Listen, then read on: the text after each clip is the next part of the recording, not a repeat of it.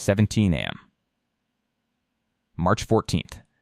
Joint Base Anacostia Bowling, Washington, D.C. The black Chevrolet Suburbans sit in a darkened staging lot behind Building 410. Engines running. Headlights killed. 46 federal agents in tactical body armor review laminated target packages under red-filtered flashlights. Encrypted radio traffic crackles across 3 separate frequencies, one assigned to the FBI's Washington field office, one to DEA Tactical Operations Command, one to a Pentagon Force Protection Detail providing perimeter lockdown on the installation grounds.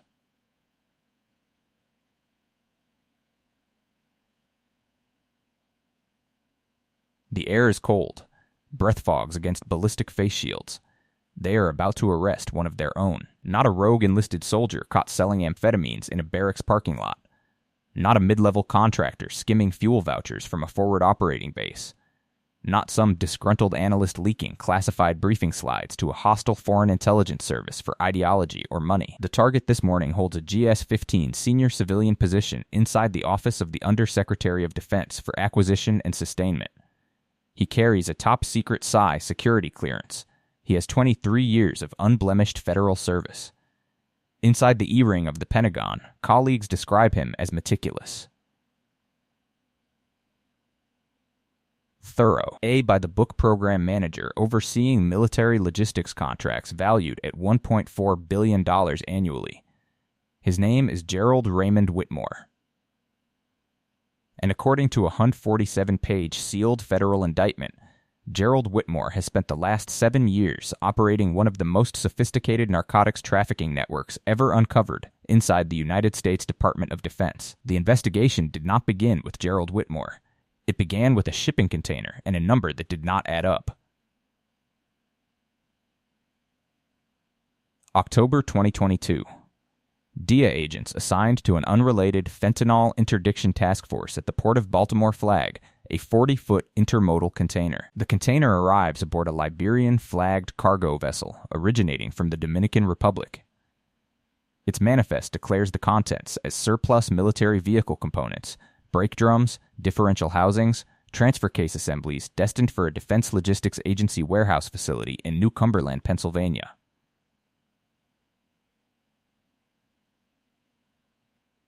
Routine cargo. Unremarkable paperwork. Exactly the kind of military surplus shipment that clears United States Customs processing thousands of times each year without generating a second look from inspectors. Except the weight is wrong. Port weigh station instruments register a 4,200-pound discrepancy between declared cargo weight and the actual scale reading. Inspectors cut the container's tamper-evident seal. Behind 3 neatly stacked rows of legitimately packed military brake drum assemblies, agents discover 47 vacuum-sealed bales. Each bale is wrapped in heavy black industrial plastic and coated in a thick layer of commercial axle grease, a well-known countermeasure designed to defeat drug detection canine units. The bales contain 1,034 kilograms of cocaine hydrochloride.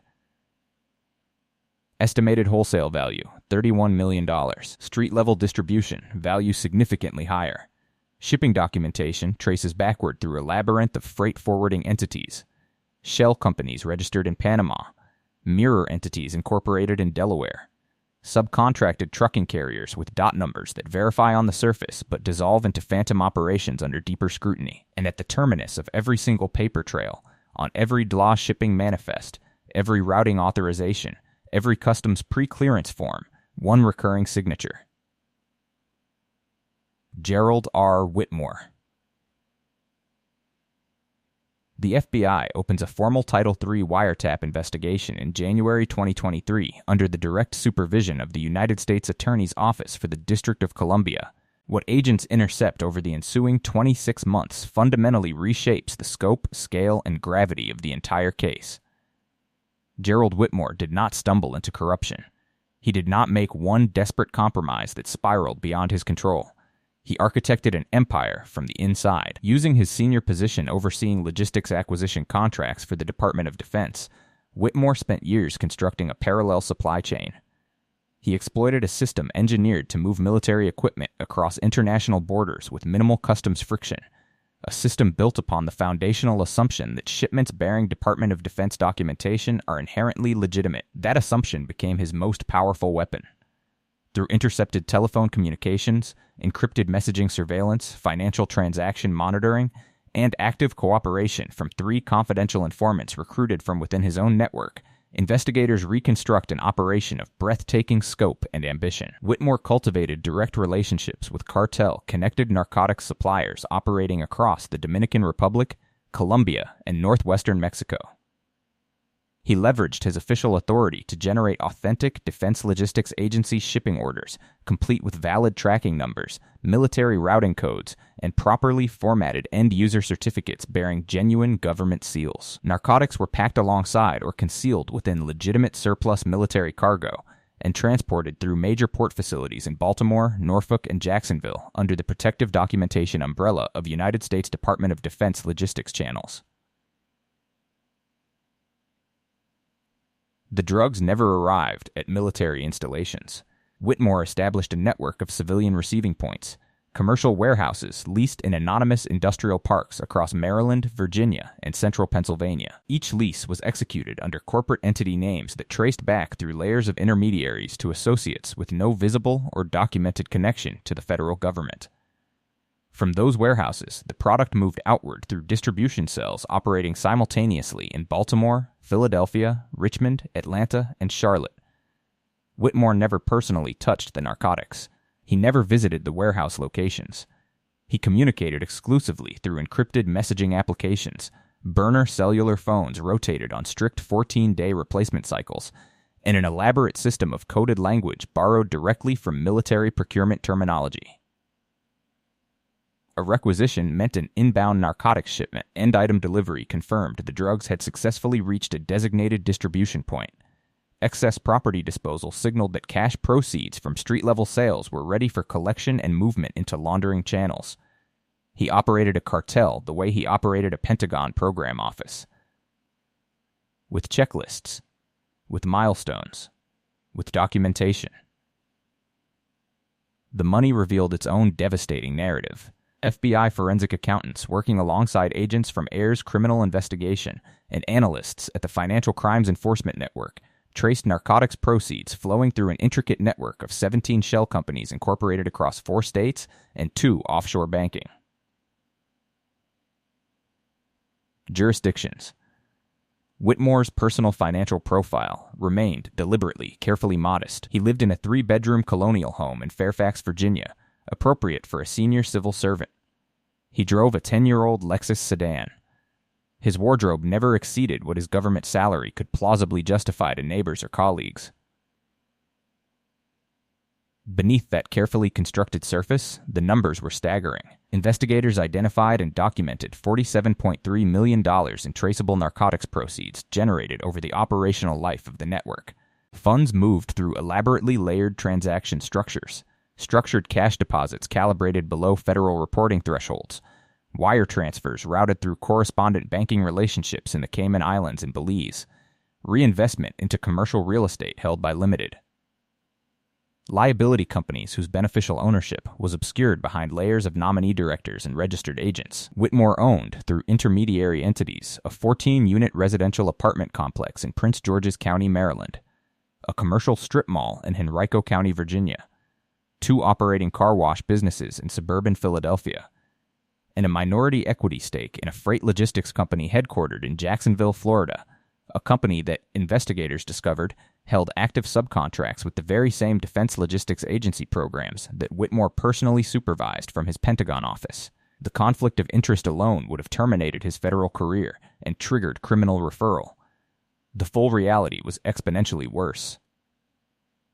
By late 2024, the investigation had positively identified 58 individuals connected to the trafficking operation. The network included commercial warehouse managers, long-haul truck drivers, a retired United States Army logistics non-commissioned officer serving as Whitmore's primary operational lieutenant, 2 licensed customs brokers, a corrupt Port Authority inspection supervisor in Baltimore, a licensed financial advisor operating in the Commonwealth of Virginia, and street-level narcotics distributors spanning 5 major metropolitan areas. federal prosecutors made the strategic decision to dismantle the entire network simultaneously. Operation Iron Manifest, the classified code name selected by the lead FBI case agent, required coordination across 9 separate federal judicial districts. Arrest teams were assembled from agents and officers representing the FBI, DEA's Criminal Investigation, and the Defense Criminal Investigative Service. The United States Marshals Service provided fugitive apprehension tactical support. Pentagon Force Protection Agency personnel received classified briefings 48 hours before execution to secure the military installation and prevent any possibility of Whitmore accessing classified computer systems or sensitive compartmented information facilities during or after his arrest. 4:47 a.m. March 14th. The Suburbans roll forward. Gravel crunches beneath armored tires. At Gerald Whitmore's colonial residence in Fairfax, Virginia, an FBI tactical arrest team approaches the front entrance in a diamond formation. Simultaneously, across the eastern seaboard, DEA arrest teams converge on target locations in Baltimore, Philadelphia, Richmond, Atlanta, Charlotte, and Jacksonville. Every team moves in precise synchronization, coordinated to the minute across 9 jurisdictions. Whitmore answers his front door wearing a bathrobe. He does not resist arrest.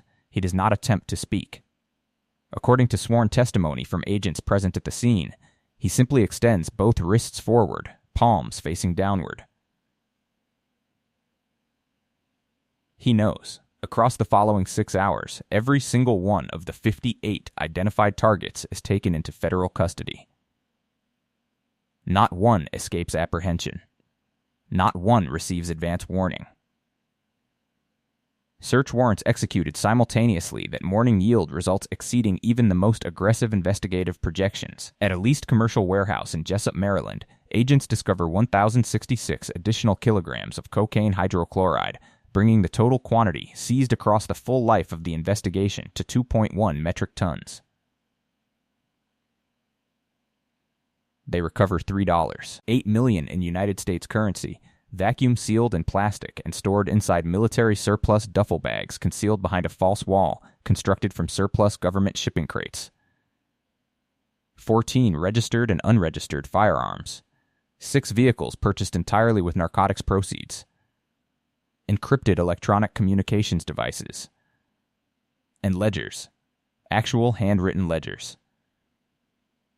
Documenting shipment dates, quantities, distribution allocations, payment schedules, and collection confirmations spanning 5 continuous years of criminal operations. Gerald Whitmore kept meticulous books on his drug empire. The same organizational discipline that earned him commendations inside the Pentagon produced a prosecutorial gift of extraordinary evidentiary value. The Department of Justice press conference convenes 48 hours after the arrests. The podium bears the official seals of 5 federal agencies. The Attorney General of the United States speaks first. This case represents one of the most significant and disturbing betrayals of public trust in the modern history of the Department of Defense. A senior official entrusted with the logistical backbone of American military readiness deliberately exploited that sacred trust to facilitate narcotics trafficking on an industrial scale. The director of the Federal Bureau of Investigation follows. Gerald Whitmore weaponized the credibility of the United States government itself. He transformed military shipping channels into drug trafficking corridors. He used the American flag as his camouflage. The DEA administrator delivers the operational summary. 2.1 metric tons of cocaine seized. Estimated total street distribution value exceeding $63 million. 58 individuals arrested across 9 federal districts. 17 shell companies identified and targeted for civil asset forfeiture proceedings. Real property holdings, financial accounts, and vehicles valued at approximately $12. $4 million frozen by federal court order pending forfeiture adjudication. Whitmore faces a superseding indictment containing 43 individual counts. Conspiracy to distribute controlled substances. Money laundering conspiracy. Wire fraud. Bribery of federal public officials. Violations of federal statutes related to misuse of military logistics channels. If convicted on all counts, Gerald Raymond Whitmore faces a mandatory minimum sentence of 30 years in federal prison and a statutory maximum of life imprisonment without the possibility of parole. The damage radiates far beyond narcotics and dollar figures. In the weeks following the coordinated arrests, the Department of Defense initiates an emergency comprehensive review of all logistics contract oversight procedures. The Inspector General launches an independent parallel investigation into how Whitmore operated undetected for 7 consecutive years without triggering internal compliance audits, periodic security reinvestigations, or counterintelligence anomaly flags. Congressional oversight committees demand immediate classified briefings from Pentagon leadership. The chairman of the Senate Armed Services Committee publicly characterizes the case as a systemic institutional failure demanding immediate and fundamental structural reform. Victim impact cannot be measured through individual courtroom testimony alone. It is measured in community devastation. 2.1 metric tons of cocaine distributed across 5 major American metropolitan areas over nearly a decade. The communities that absorbed that product, communities already besieged by addiction crises, systemic poverty, and the relentless downstream violence generated by narcotics markets, bore human costs that no federal asset forfeiture recovery will ever meaningfully offset. A senior public health official in Baltimore submits a formal statement to the court estimating that cocaine directly traceable to Whitmore's distribution network contributed to a statistically identifiable spike in overdose-related emergency department visits between 2019 and 2024. Particularly in cases involving cocaine adulterated with synthetic fentanyl at the street distribution level. The betrayal operates on multiple layers simultaneously. Whitmore did not merely commit federal crimes. He committed them from inside the institution that Americans trust with their national defense. He wore the credential of federal service while functioning as a logistics coordinator for transnational narcotics trafficking organizations. Every legitimate Department of Defense shipment that passed through the same channels he corrupted now carries an institutional shadow of compromised trust. Gerald Raymond Whitmore enters a plea of not guilty at his initial federal arraignment. The presiding magistrate denies bail, citing extraordinary flight risk and the severity of charges. His defense attorney offers no public statement beyond confirming the entered plea. 14 of his 58 co-defendants negotiate cooperation agreements within the first 60 days following arrest. The retired Army non-commissioned officer, who served as Whitmore's primary operational lieutenant, provides a comprehensive debrief spanning 46 recorded hours. The Virginia financial advisor surrenders complete access to offshore banking account structures in exchange for a reduced sentencing recommendation. The case advances steadily toward trial. What Operation Iron Manifest ultimately exposed extends far beyond the crimes of one corrupt official. It exposed a structural vulnerability, a seam running through the architecture of national security logistics that remained unmonitored and unguarded, because the system's designers never contemplated that someone with 23 years of trusted federal service would exploit it so comprehensively, so patiently, and so effectively. Gerald Whitmore built his empire methodically, brick by brick, shipment by shipment, year after year, inside the most powerful military apparatus on Earth. For 7 years, nobody saw it. Consider what that reality means. Not for this single case, not for this single man now sitting in a federal detention facility awaiting trial, but for the systems this nation trusts to safeguard its security, and for the deeply unsettling question of who else might be standing inside those same systems at this very moment, wearing the identical mask of diligence, professionalism, and faithful public service. That is the question Operation Iron Manifest leaves permanently unanswered. Not whether justice eventually found Gerald Whitmore. It did. The real question is who it has not yet found, and whether the institutions built to protect this country are capable of finding them before the next container quietly clears the port.